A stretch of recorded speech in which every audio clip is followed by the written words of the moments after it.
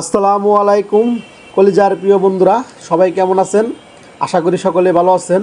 আজকে আমি আপনাদের দেখাবো নতুন একটি ভিডিওটা হলো দেখুন তামার পাইপের সাথে আর একটা তামার পাইপ কিভাবে জোড়া লাগে, জোড়া দেয়। তো ভিডিওটা দেখুন। এখানে একটা গ্যাসের সাথে আর একটা তামার কাঠি দিয়ে কীভাবে জোড়া দিচ্ছে। এটা হলো এসির একটা পাইপ, এসির যে পাইপ থাকে ভিতরে ওই পাইপটা। তো প্রিয় বন্ধুরা দেখুন তামায় কীভাবে জোড়া দেয়। আসলে তামার সাথে জোড়া দিতে কিন্তু তামাই লাগে।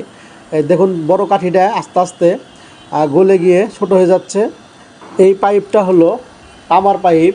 এটার ভিতর দিয়ে বাইরে যে মেশিনটা থাকে এসির, সেটার বাতাস ভিতরে আসে।